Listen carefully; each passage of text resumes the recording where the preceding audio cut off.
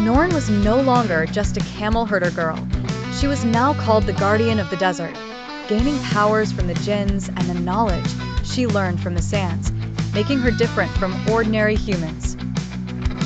But the desert never remains completely silent. One day, as the sunlight danced on the sand, the winds whispered in Norn's ear. "The sand is screaming, something is hidden." Norn was startled. She consulted the desert animals, and an old crane led her to a part of the empty quarter, where the sand was unusually smooth, as if something had been buried. Norn dug there, and soon unearthed a rusty iron chest.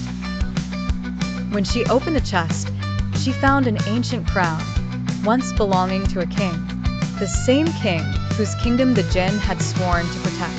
But as soon as Norn touched the crown, the sand beneath began to move.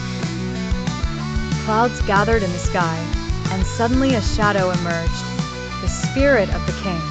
The spirit was angry and said, "You have freed my protector, whom I imprisoned. You are the heir to rebellion." Norn answered bravely, "I freed him because he was truthful, and it is my right to fight against tyranny." The spirit wanted to test Norn. A wall of sand rose, behind which Norn saw an ancient scene. The scene showed the minister's deceit, Jin's imprisonment, and the king's folly. Seeing the truth, the king's spirit sighed and said, "I was blind. You saw what I could not."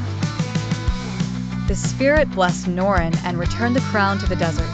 The crown's light scattered across the sand, and from that day, the desert sands preserved Norn's name within their grains.